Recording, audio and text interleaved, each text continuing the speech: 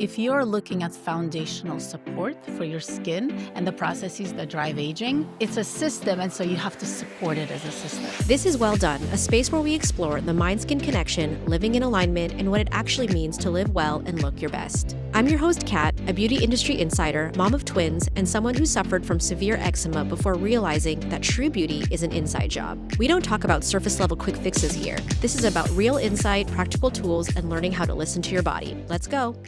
Hey, well-beings, welcome back. Today's conversation is likely going to make you rethink what you know about skin health, especially around supplements, collagen, hydration, and what it actually means to support your skin from the inside out. This is really the foundation of the show and what I believe in, so that's why I'm so excited for today's conversation. My guest today is Lily Shapiro. She is the founder of ATIKA, a supplement brand that's built around the concept of skin longevity. Lily has such an interesting background. She has a doctorate in pharmacy. She spent years working on Wall Street and then eventually created ATIKA after realizing that so much of the conversation around skin aging is still focused on the surface and surface level treatments. So you'll want to listen to the end because we are really going to get into some eye-opening truths around supplements, skincare, how you can make more informed choices as a consumer, and what it really takes to achieve skin longevity and skin health long term. So let's get into it. Before we get started with the episode, I would love to keep hanging out with you. So if you are not yet subscribed to this podcast, please hit the subscribe button or follow the podcast wherever you get your pods, whether you're on YouTube, Spotify, or Apple. It really helps the show reach more people and reach you when we have a new episode. Okay, now let's get into today's episode. Welcome to the show, Lily. Thank you. Thanks for having me. I'm excited to be here. So let's start with your story because you do have a very interesting background. Yes. Going from being a pharmacist to working on Wall Street. So tell us all about this journey and how eventually it brought you the idea of ATIKA. Yeah, sure. So maybe I'll bring it all the way back. I was born in the Soviet Union, as you just heard me speak Russian to the people who work here.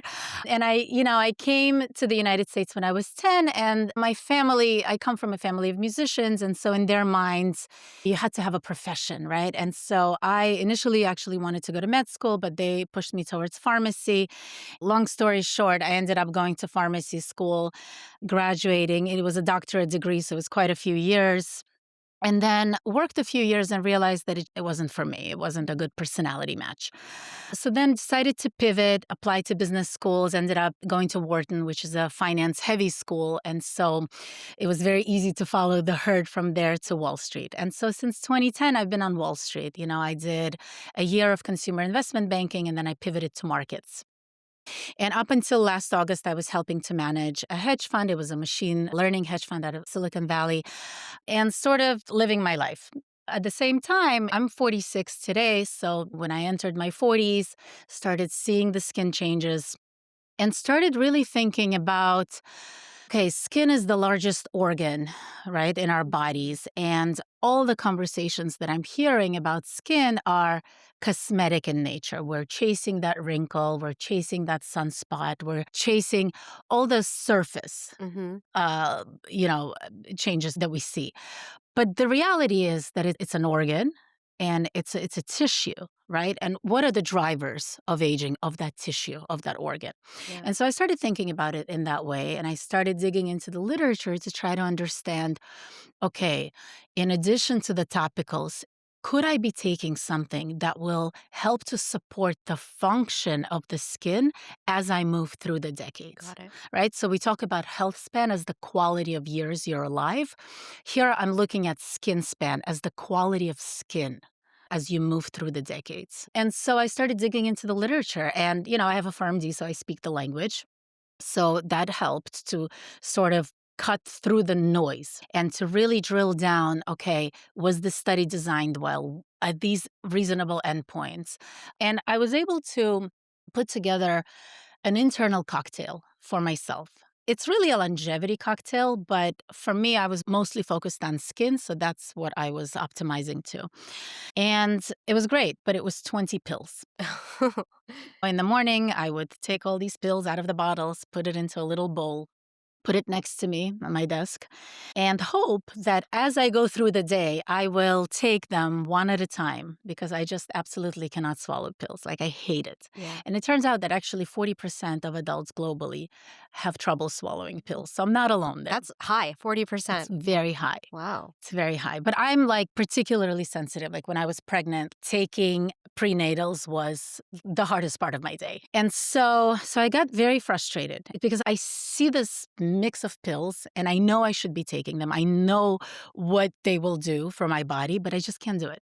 So I started opening them up, the capsules, and putting them in water. And of course, a lot of them are bitter and it's absolutely vile.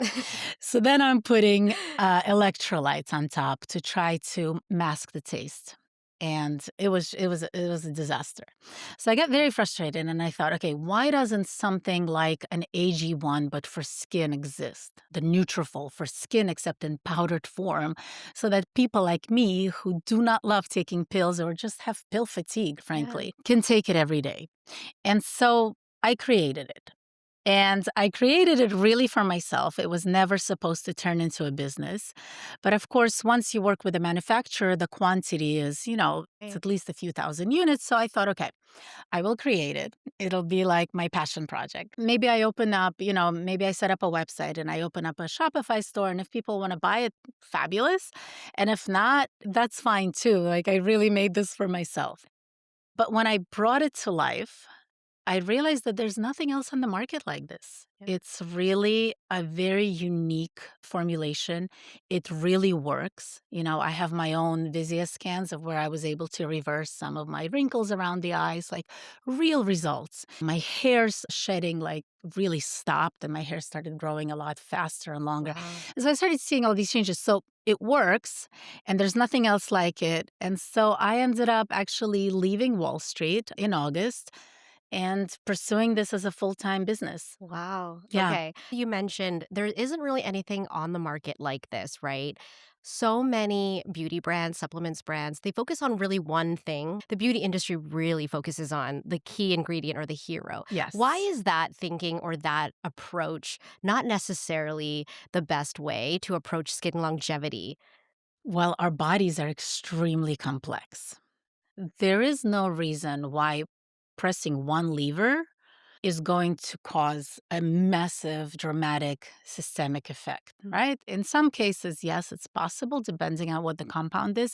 But if you're looking at foundational support for your skin and the processes that drive aging, then, well, it's a system. And so you have to support it as a system. And that's really what I did. I zoomed out and I said, what are the drivers of skin aging? And how can I support them as a system, as the really complex system that it is? Yeah. And what are the drivers of skin aging? Can we get into that? Sure. So I developed a framework. The acronym is the word CALM. So C stands for collagen integrity, A stands for antioxidant balance, L stands for lipid barrier, and M stands for mitochondrial function. And I'm happy to go Yes. into as much depth Let's as you'd like. Let's really dig into this because I think the listener is so curious about how this actually works in terms of skin or the difference between anti-aging products, right? And this, which is really about attacking these different pillars of skin longevity. Yeah. So we know that we can take collagen, and some people think collagen works, and some people think it doesn't. But at least we know that we can take something internally to affect external Mhm. change. But collagen is one thing, it's one input. And not all collagen is created equal, and we can get into that. It does work, but it has to be a very specific type of collagen, and it has to be taken with cofactors. Again, it's a system, not just one single hero ingredient. So that's the C in my framework is the collagen integrity. That's the scaffolding of your skin. And so how I approached it, I researched collagen. And most people focus on bovine versus marine. That's not the right question. Oh. So there's generic collagen, whether it's bovine or whether it's marine. It's type 1. Let's assume it's type 1 and let's assume it's hydrolyzed even. Hydrolyzed means it's broken down into smaller pieces that your body can absorb. Well, that's fine. And that works as basically protein building blocks for collagen creation. But there's no specific reason that these peptides, these, sequences of amino acids that the collagen is broken down into, should go and actually, should go to your skin and help you make more collagen. There's just no reason for that. Oh, How it works. When you have very specific chains of amino acids, so they're di and tripeptides, so 2 or 3 amino acids, but very specific ones in order, they travel through your blood.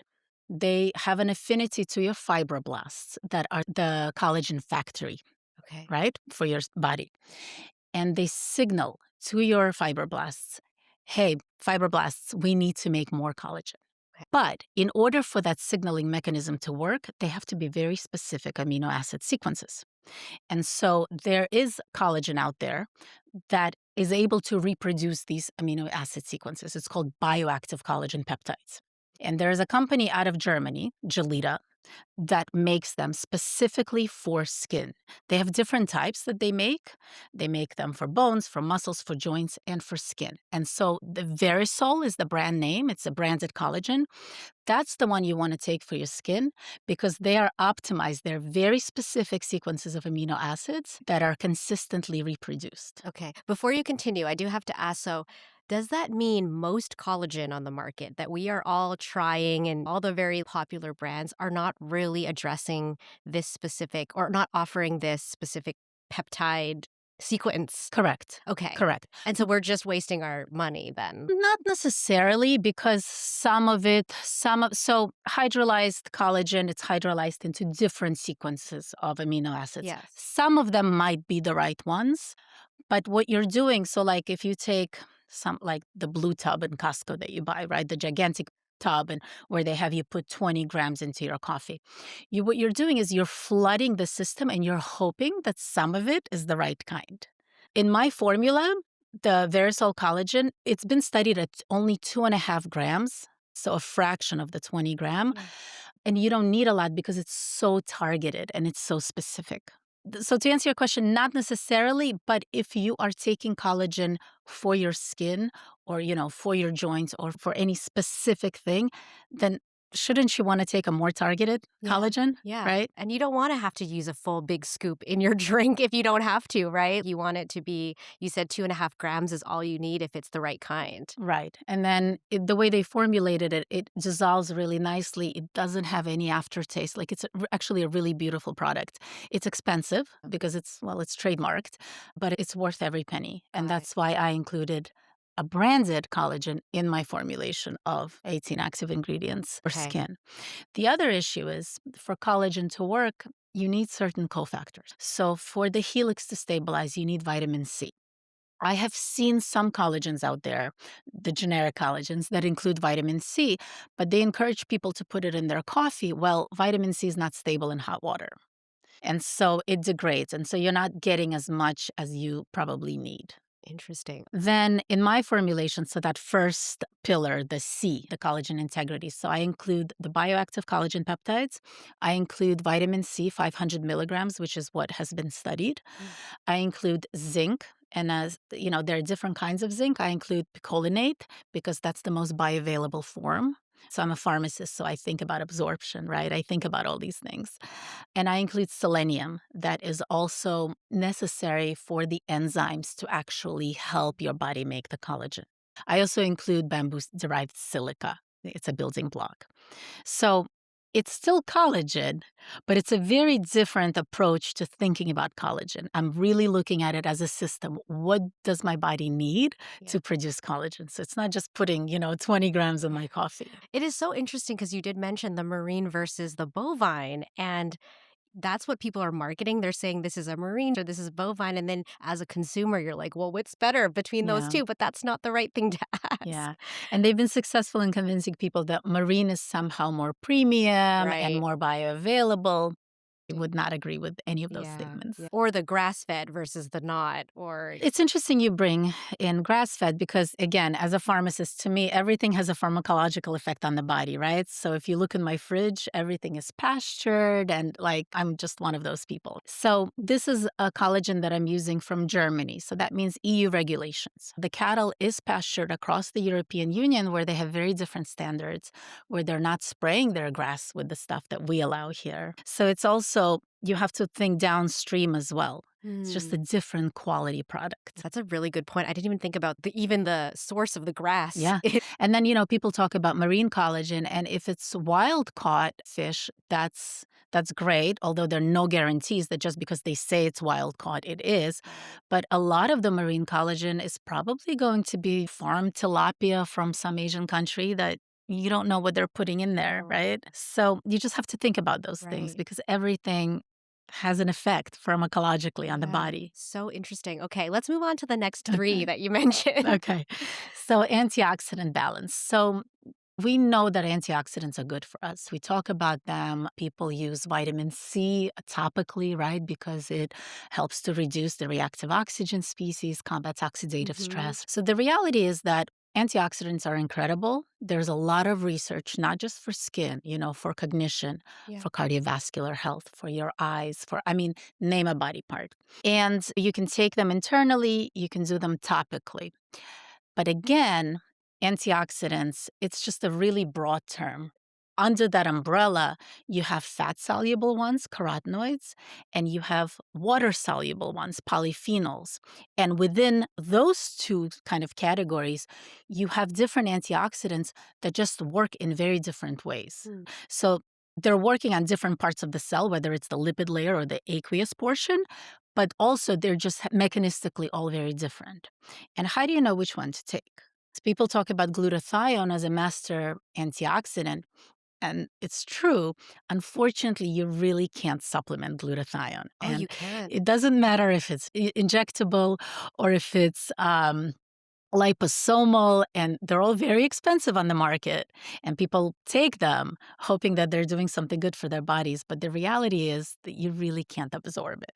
Really? Yeah, I actually wrote an article about it, Okay. and I would be happy to share it with you. Maybe Yes, you yes, can I can link it link in to it. because it's interesting, right? Because it's such kind of common wisdom that glutathione, but the reality is, yes, it's very important, but your body makes endogenous glutathione, and how you want to do it, how you want to support it is by supporting the antioxidant system more broadly overall. Again, as a system. And so, how I approached it, I included 10 different antioxidants in my product. So, it's the first really true multi antioxidant on the market. So, we take multivitamins. This is a multi antioxidant. And it's interesting because antioxidants are so good for you, but how many tons of pomegranates would you have to eat to get, right? To get this clinically studied doses. And so antioxidants are really the compounds that you want to supplement because you really can't get enough from your diet. But again, you don't want to mega dose one because that can actually blunt some signaling in your body. You want to do it as a system and you want to do it at the right doses. And so that's what I've done. I combined 10 of them. Some are carotenoids, some are polyphenols. They all work through different mechanisms, and each one is included at a dose that has been studied in human research. Wow. My brain is spinning because, every morning I make a smoothie and I put in my blueberries, my blackberries, my pomegranate Yeah, seeds. that's great. You should. You're ahead of the curve, right? That's great. And you're getting fiber and you're getting other compounds. But if you really want to look at some of the specific benefits of antioxidants, the dosing has to be a little higher, probably. Or, like, for example, astaxanthin, which to me is the most magical antioxidant, is derived from algae. You're just not getting that from your food. Mhm. And we can dig Oh, more into that, but yeah, we can talk pillars about that first. after. So we covered collagen integrity, we covered antioxidant balance. The next one is lipid barrier. This is a really important one because when we talk about hydration, when we talk about hydrating creams, what are we actually really talking about? What is hydration in skin? Hydration is when the outer layer of your skin, the stratum corneum, it's blocks, it's like bricks of dead cells that are held together by ceramides and other fats. Mhm. And that mortar, the ceramides, the cholesterol, and the lipids, if it's intact, you have an intact lipid barrier, your body is able to hold on to water. And that's how you get hydrated skin. It's the ability of your body to hold on to water. When your lipid barrier is intact, you're also keeping out irritants. those irritants are potentially can set off inflammatory cascades. So you're protecting your proteins, your lipids, your collagen from that whole system. So it's really important to have an intact lipid barrier. And how do you do it? Well, your lipid barrier is 50% ceramides, 25% cholesterol, and 25% other fatty acids, more or less. Yeah. If there was a way to replenish those ceramides, you're basically replenishing the lipid barrier and healing it. And so you can do that in two ways. You can do it topically, where when you put ceramides topically, it actually embeds into the fat, embeds into the lipid barrier. And it works as long as you keep the cream on the face. So you have to do it every day. Or you can do it orally and internally. And again, it's a signaling mechanism. So, you take ceramides orally. It doesn't mean it just magically goes there, but there is a mechanism that is signaling, and it helps to replenish your natural ceramide. And so you're basically healing your lipid barrier from within. And there is, again, there's trademarked ceramides and there's generic. I'm using trademarked ceramides from France because that's where the quality consistency is. They have done human clinical trials and have shown really incredible results. And this is the kicker, not just for skin, but also for hair at the same dose that I'm using. And so people are seeing, and this is anecdotal, I'm not making promises, right? But the feedback that I'm getting from customers is that within 2 to maximum 3 weeks, they're seeing much improved hydration.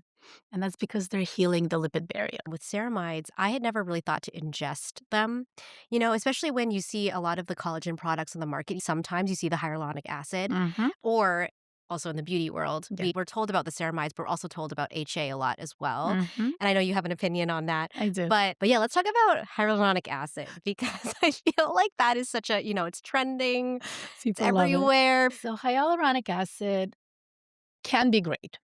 So, again, there's topical and there's internal oral. Let's start with oral. It's a very large molecule and you need a lot of it.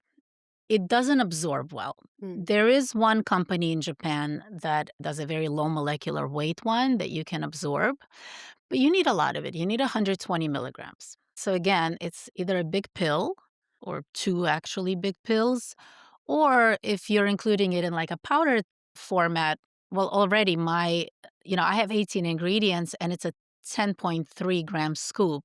It's like the size of AG1. Mm. So it's just a lot of powder. Adding another 120 milligrams of it's just a lot. That's not even the main issue. The main issue is that hyaluronic acid is a humectant. What does that mean?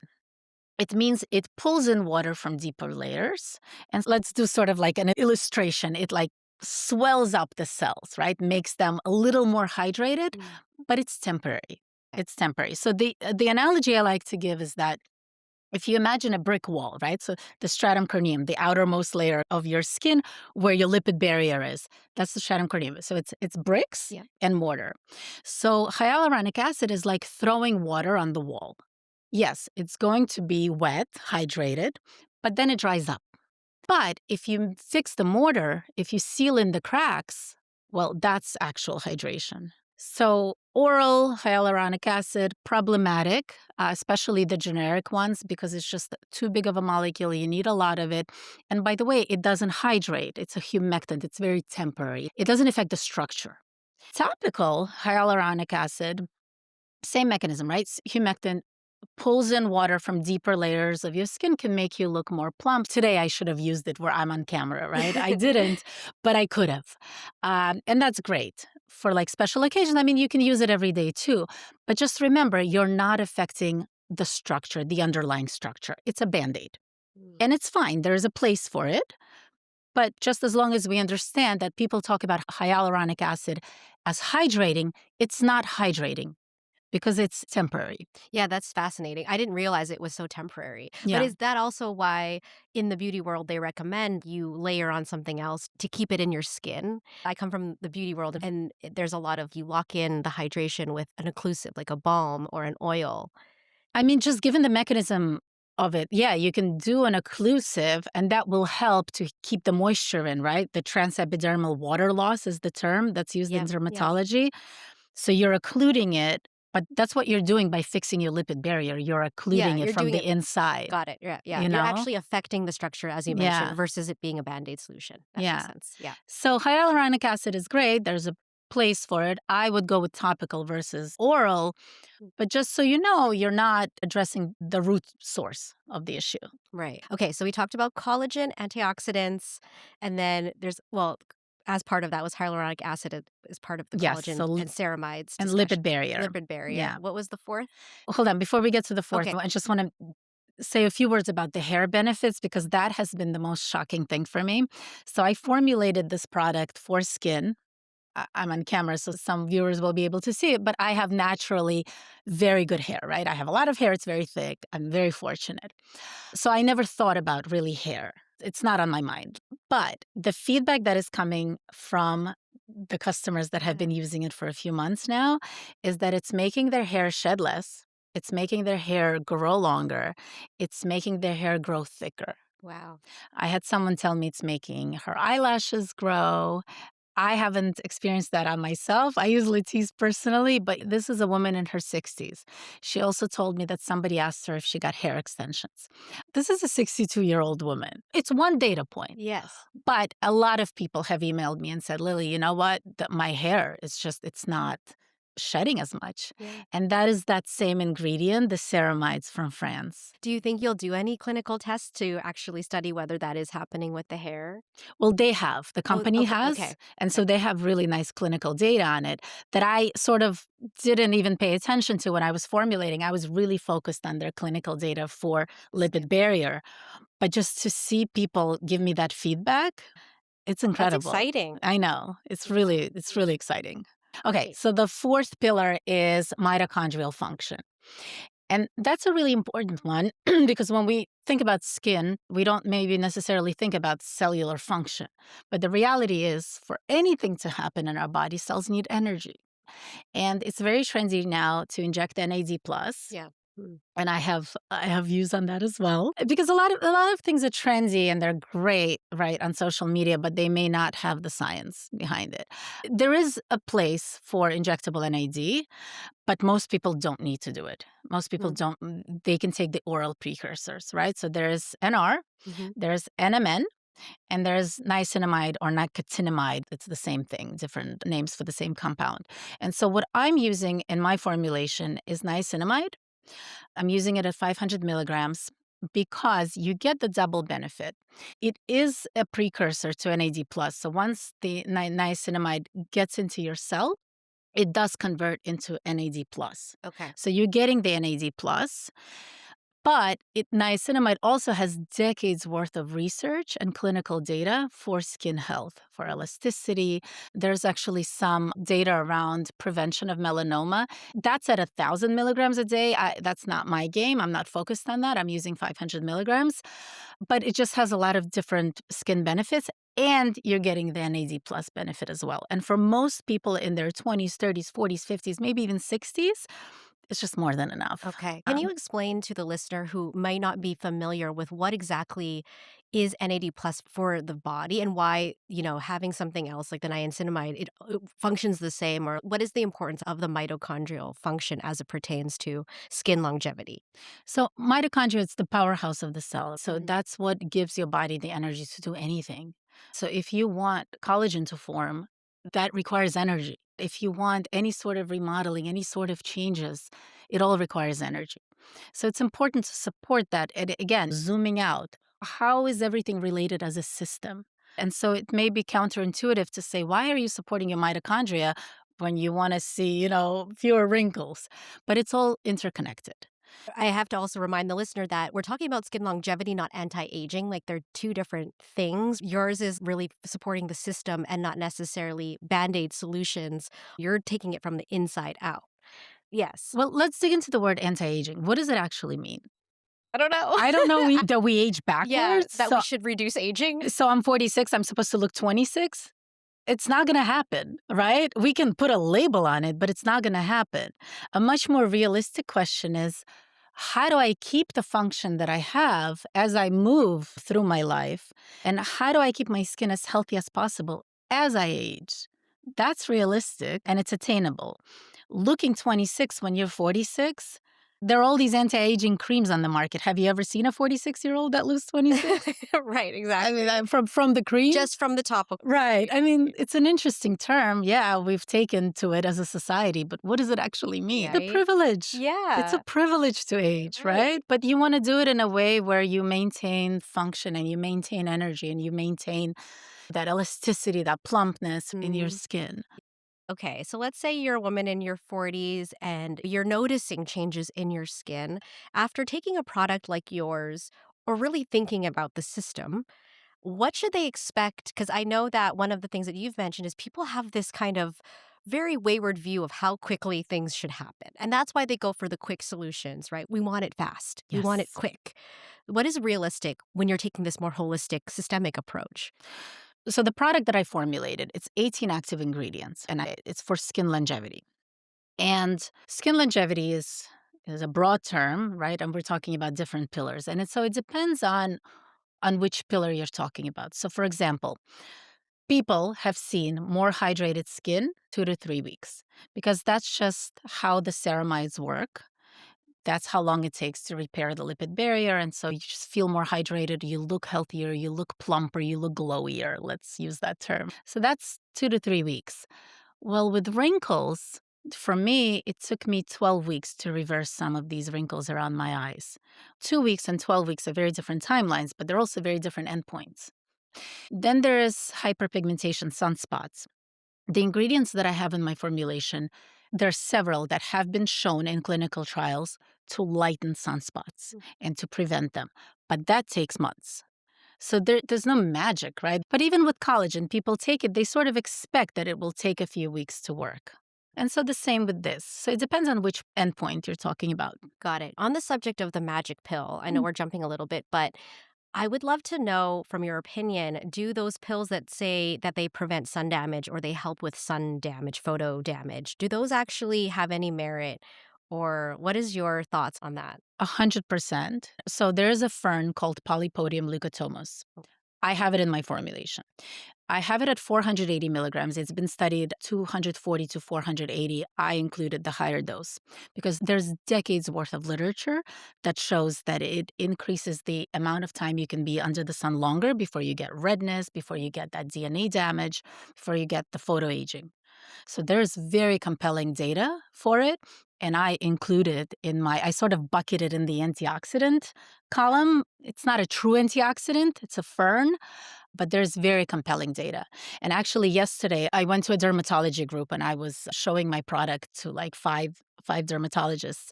And they were so excited about the product because they said, number one, you're including polypodium at the studied dose, at the higher dose. But number two, you've got all these other things in here, and it's so easy for people. So they placed Yeah. a huge wholesale order on the spot, and their office manager emailed me this morning that they already sold a bunch of jars.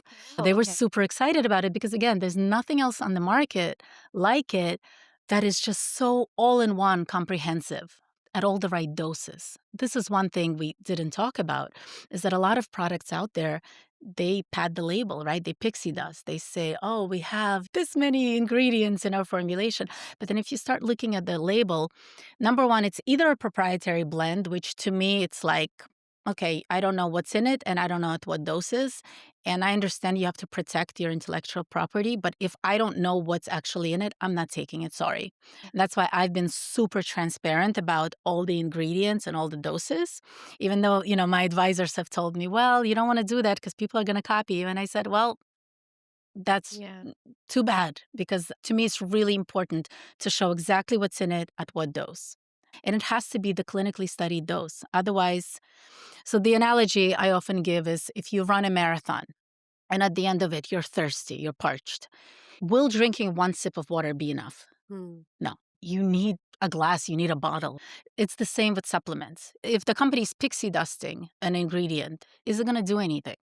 No, it has to be the right dose. It has to be enough water, right? It has to be enough of that ingredient. Right, right. And the thing is that to your point about how you even started this is that you end up taking a bowl full of supplements because you don't actually know. And that was me. I actually don't take a ton now because I'm like, I don't know if these are doing anything, but Yeah. I used to have a cabinet just full of everything Yeah. under the sun. Yeah. I want to switch gears a little bit and talk a bit about skin aging, because I know we kind of skipped to all of the ingredients, which is great, but I want to talk a bit about oxidative stress and how that actually impacts the skin. And I know you also separate between oxidative stress and chronic inflammation.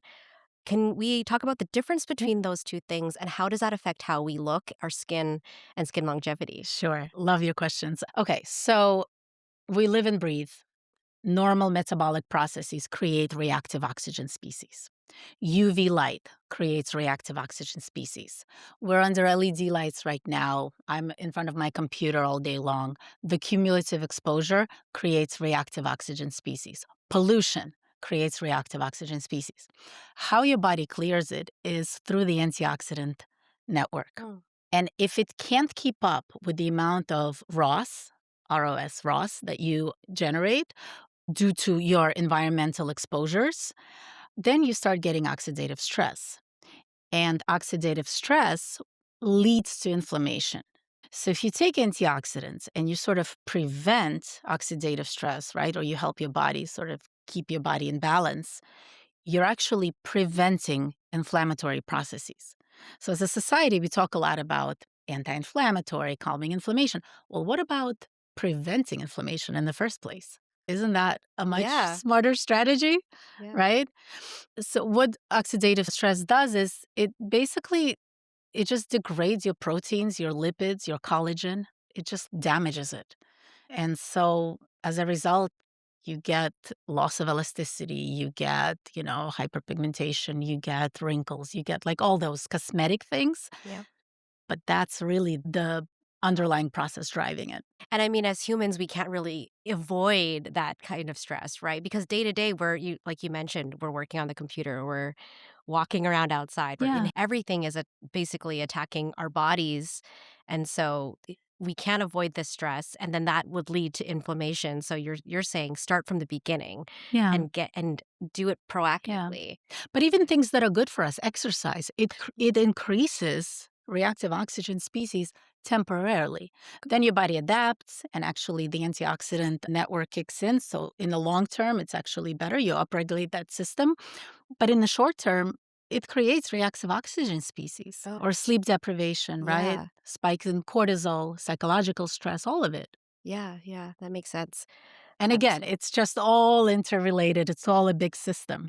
Let's say somebody has really treated their skin poorly over the years. Maybe they drank a lot when they were younger, or Oh, I forgot about alcohol, I was right? gonna say alcohol, and then also maybe they worship the sun. I'm Hmm. guilty of using a tanning bed when I was like 17 Different back, times, different I times. grew up also in a very cold climate, so I needed it. But how does that then impact long term, or can we reverse some of those things? Like, how resilient is our skin? Look, it's resilient, but there are no miracles, but it is resilient. And it's never too late to start supporting the drivers of aging.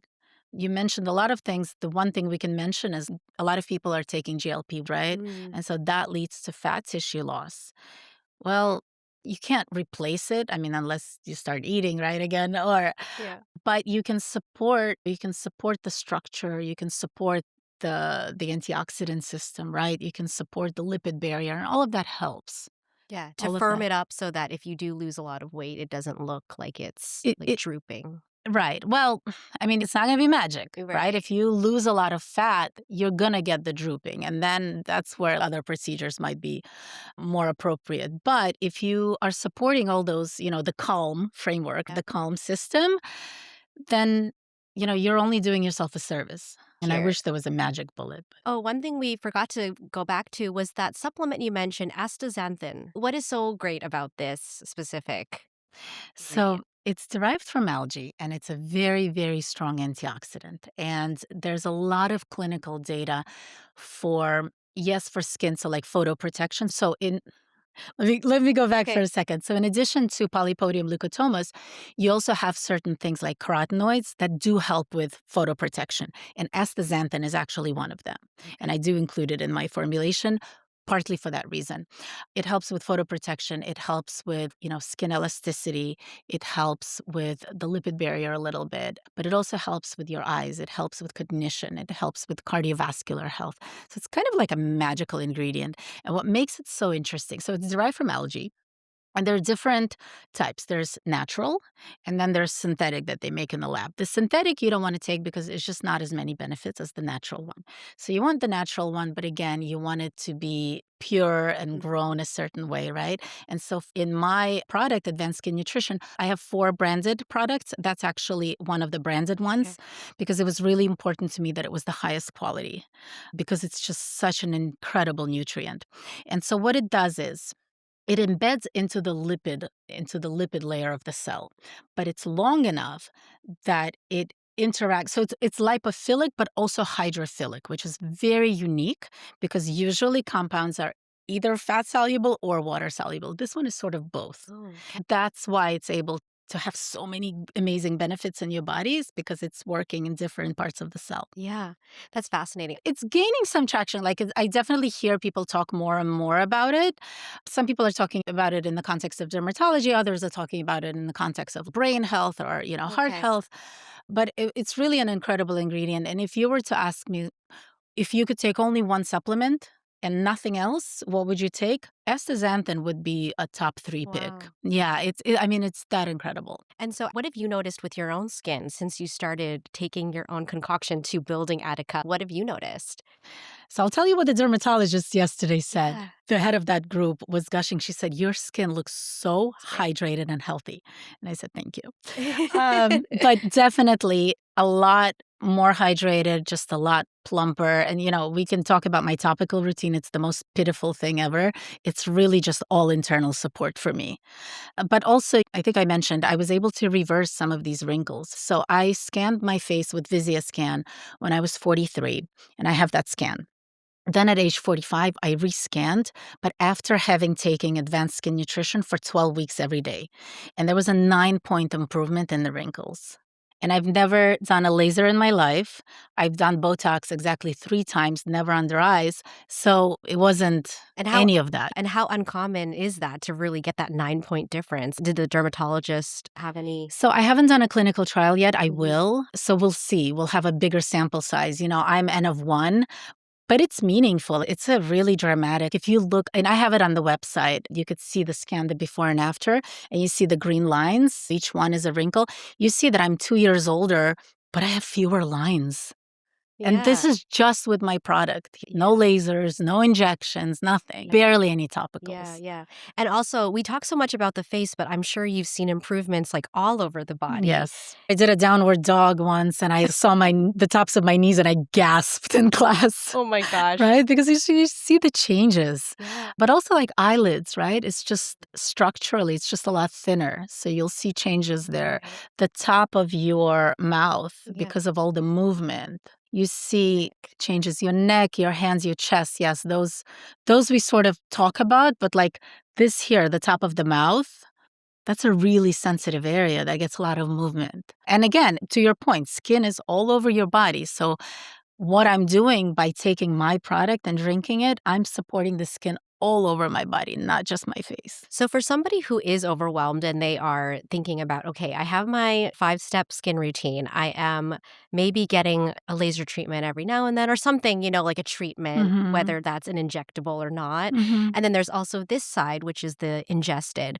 If you were to choose which one, and I think I know the answer, like if they don't really have it in their budget to invest in all areas, what would you say is the most important? Where should they start?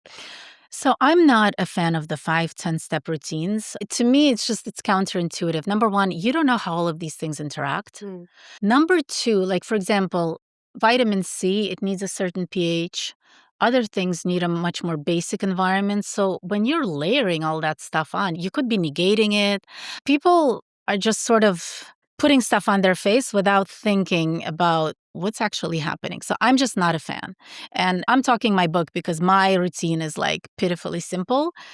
But if you had to choose, well, I don't think you need to choose. I think you need both. I really do. You do need a topical, you need a good moisturizer, but you don't need 10 of them. Just don't. You don't need the hyaluronic acid if your lipid barrier is intact and healthy and you're glowing. You just don't need it. So I think you need both. You need internal support because, again, it's an organ.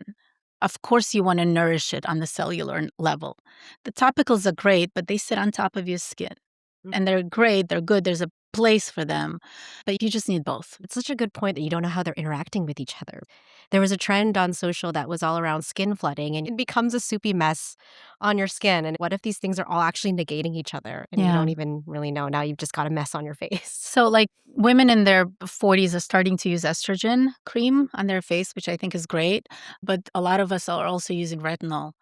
But, well, when you combine the two, you're sort of negating them. So, you're paying for two products, but you're getting half the benefit, basically. So, you have to split that. You want to do the estrogen cream in the morning and the retinols at night. And that's just one example. I mean, I've seen on social media literally 10 different jars, 10 different products.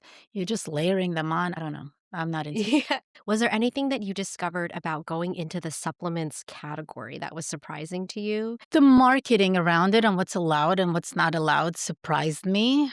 How you really can't say anything. And I understand it's to protect the consumer, but then people find loopholes and people still, I mean, there's just so much noise and misinformation out there. But then the good companies are not able to communicate in a kind of like an open way. And look, I have a PharmD. I speak the language, and even I found it extremely frustrating and overwhelming to sift through the noise because there's just so much out there. Yeah. Are there any quick rules of thumb? If you were a consumer shopping for something like a supplement, what is a red flag immediately? I think to me, proprietary blends are a red flag. The format matters as well. Like, I really looked at making gummies, but gummies are so complicated to make and it's so hard to make them the right way. Each gummy can only carry about 10% of the active. Oh, And so sometimes you'll see like creatine gummies, and maybe they found a way to do it. But in order to make the gummy, creatine, you have to dissolve it. But once you dissolve creatine, the shelf life is very, very short because it turns into creatinine that doesn't give you the effect. And so, like, there are all these things where you have to keep in mind. So, the format matters. The most important one to me is dosing, but also contamination. So, I do have my product third party tested, and I do provide the certificate of analysis so people can see, well, I claim I have 500 milligrams of vitamin C. How much is actually in there? And so I provide the report that says, well, it's actually 500 milligrams, right? And it's never going to be exactly 500. In my case, actually, in my product, it's 550. And I'm very transparent about it. You want to ask for certificate of analysis, COAs. And if the company does not provide it, well, that's a signal as well. mm. But before I personally take any supplement, I look, there are third party testing. Now we have apps, but there's a company that's been around for the past like at least 25 years that I've been using it. It's called consumerlab.com. Okay. Consumerlab.com. It's behind a paywall, but it's something nominal, like $60 or $70 a year. And to me, it's well worth it because they third party test. They look at how much of each ingredient is in there versus how much you claim is on the label, but they also test for contaminants like lead, cadmium, arsenic. And you don't realize it, but a lot of things, like, I don't know if you saw, they tested a bunch of protein powders and they found that a lot of them are contaminated with lead. I mean, do you want to No. put that in your body? No. They also were the ones that uncovered that AG1 had lead levels that were higher than is, Oh, wow. acceptable. Yeah. So you really have to be careful. You have to make sure that what the label says is actually what's in the capsule. And that's where you get into issues with some of the imported supplements, right? So I make my product in the United States. It's very different manufacturing practices. So what's on the label is what's in the bottle, the dosing that's been clinically substantiated, and then contamination. Oh my gosh, that's so eye-opening. I'm a mom also, and I have been looking at all of this stuff for my girls. So there's like a lot of kids' foods that I will not go near because I saw some consumer reports. But as we wrap up, what's next for ATIKA? That's how you pronounce it. I say ATIKA, but again, my Yeah. first language is not English, so to me that's really easy. But I found that the Anglophones, it's hard for them, so I'm happy with ATIKA as well. Okay. Some people say ATIKA, some people say ATIKA. It depends on your, I think, Okay. heritage. But either works. And by the way, the name is interesting because it has roots in Sanskrit, Hebrew, and Arabic, and it means like ancient, timeless, and beautiful. So it's quite a I nice love name. that. Yeah. What's next? Well, just getting the word out there, and getting more people to try it. Because the people that try it, they do come back. And they're taking it. Our return rate is really high because people try it and they really like it. And it tastes great. It was important for me that it tastes great so that I would want to take it every day. And so it is sugar free, but that was another huge project. Like, what sweetener do I use? Because a lot of these ingredients, they're bitter. And so you have to mask the bitterness, but then you want to add a little bit of flavor. So the flavor of the drink that I formulated, it's a citrusy flavor. And you don't get that fake stevia aftertaste because I'm using a combination of monk fruit and a Reb M. It's, again, a trademarked ingredient, very expensive. But the reason why I'm using it is because it has a really clean, beautiful profile. And people who don't tolerate stevia actually tolerate this, even though it's part of the stevia plant. But it's the highest quality part of the plant. How can people learn more about the brand and yourself? Yeah, we're D2C right now. We're in a few medical spas and country clubs, but mostly D2C. The website is atikawellness.com, so ATIKA wellness.com. We are on Instagram, and the Instagram is interesting. I put out a lot of very educational content, and some people have told me it's a little dry, but for me, it's important that it's educational. It's not just entertainment. And the visuals are pretty, but the content really is there. And the handle for Instagram is atika.wellness, so ATIK.wellness. I also have a YouTube channel where I put founder videos.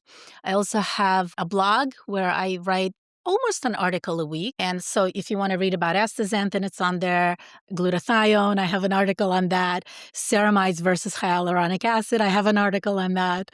Thank you for enlightening me on all of these things, and keep everything educational because I think we need to know this stuff. I don't want to look at pretty pictures. I want the substance. So Yeah. I feel like this episode gave us such a useful reframe around skin aging, supplements, and what it really means to actually support our skin over time and from the inside out. So many of us are trained to really think about skin in a very reactive way. We see a wrinkle, then we reach for a new product. We look for more creams, more serums. And that's not even to say you have a skin issue or a skin condition like I did. You start reaching for more and more products without really thinking about what else can I do from the inside. I hope this conversation left you thinking a little differently about skin longevity and skin health. And not as a way to necessarily stop aging because we can't do that, but to support the skin as it ages in a way that enables it to function as well as possible as you move into different seasons of your life. And if this episode resonated with you, please share it with a friend who might be interested. Thank you so much for listening to Well Done, and I will see you in the next episode.